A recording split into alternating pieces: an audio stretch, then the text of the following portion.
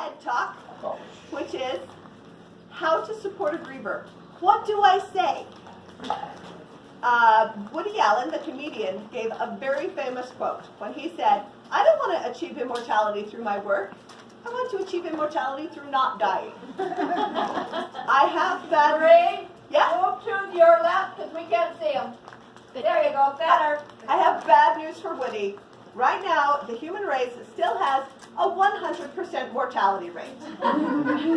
Which means if everybody's going to die, everyone's going to be affected by someone else's death, and everyone's going to grieve.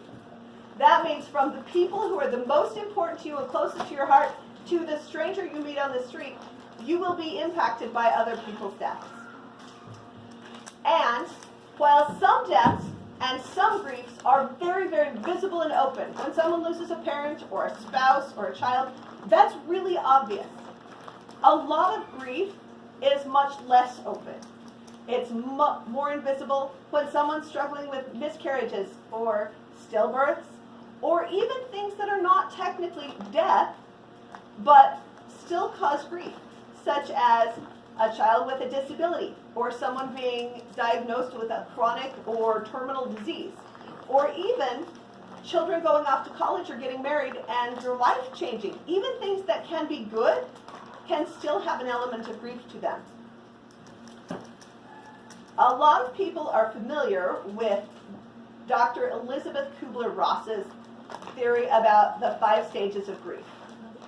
And many people feel like it's kind of like a train ride, where you start at your grief and you go along to each of the different stations, and then finally you get better. But even Dr. Ross felt like that wasn't accurate.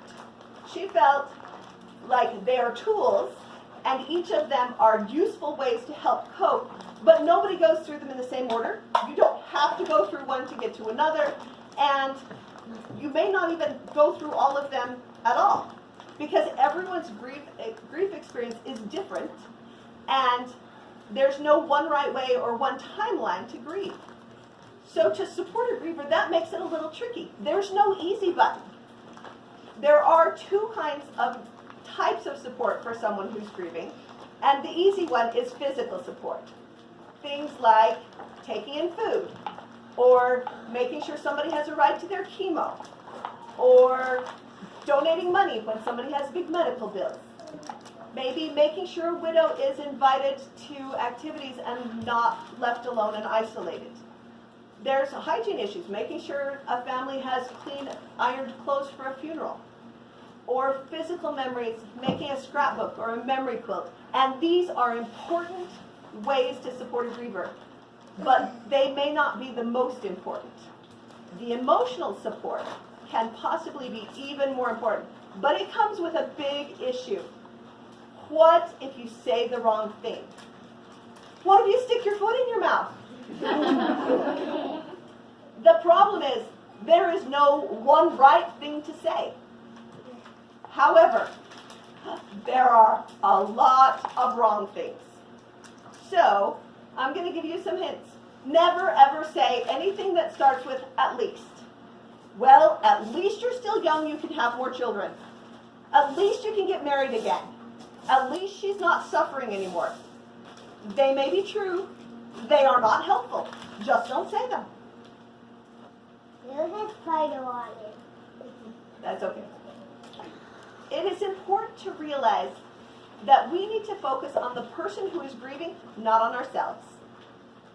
We don't have to tell them how to feel. We just need to listen. Do not tell someone who is grieving that you know just how they feel, because even if you've been through a similar circumstances, you do not know exactly how they feel, and it will not help them if you say that. Pay attention to where they are and what they are really saying. Don't give advice. Even if they need it, even if it would help them, even if you really think it's time for them to get over it and start dating again, just don't. Even if the only other circumstance is if they ask, and even then, be very careful. But for the most part, just don't give them advice. Don't tell them it's time to move on. There is one response that is kind of a surprise to a lot of people. the thing not to say that a lot of people don't realize is, don't say, let me know what you need, or let me know how I can help you. That is not fair, because that takes the burden off of you, and it puts it on the griever, and it makes them responsible for figuring out how to make you feel better. They have plenty on their plate. They don't need to be making your decisions. If you can see something that needs to be done, or you can think of a way to help, do it. But don't make them responsible for making you feel better.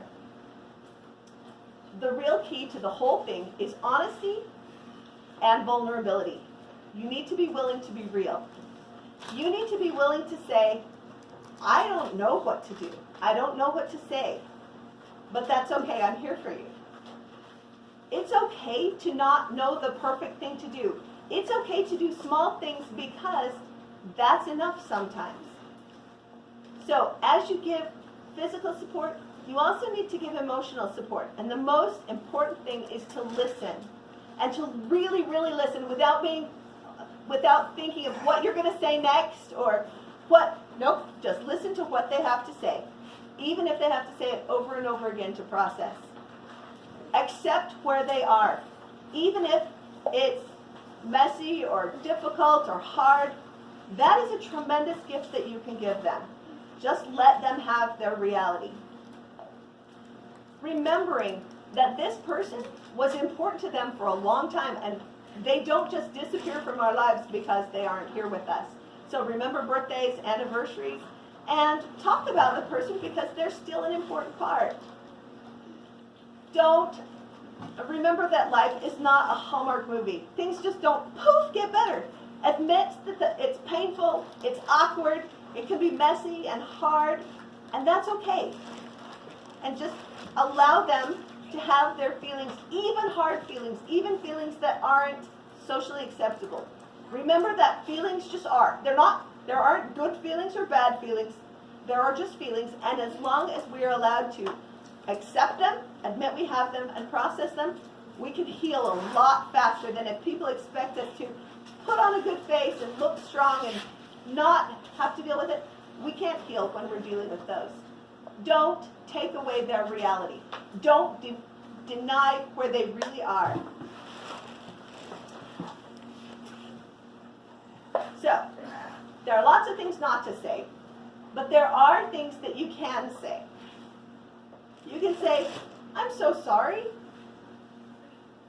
You can say, I don't know exactly how you feel, but I love you. You can say, I wish I could take your pain away. I wish I could make it easier. It's really good to say, I always loved your mom's smile. Or, your dad was so important in my life, especially when he was my teacher. I would not be who I am without John in my life. You can say, this is so hard. You can say, I wish I could be more help. You can even say, I don't know what to say. As long as it is real and it is honest, it's the right thing. Remember that loss doesn't have an expiration date.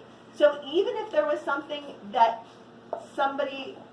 you didn't know what to say and you didn't know what to do, believe me, they haven't forgotten the loss.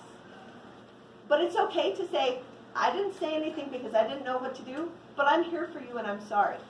Even way later, it's still okay.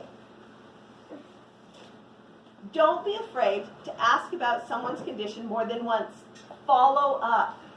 Because we don't heal instantly, and it's okay to continue checking in.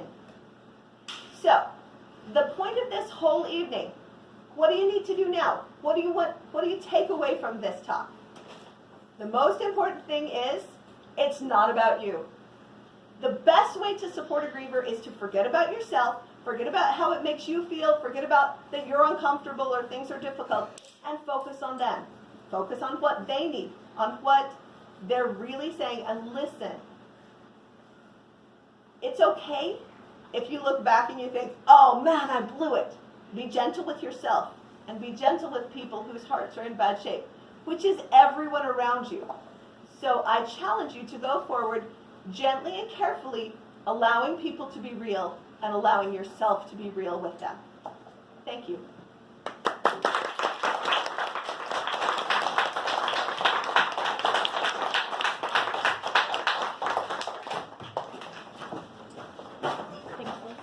So that puts off, does anybody have any questions? Thanks, Betsy. Thank you, James.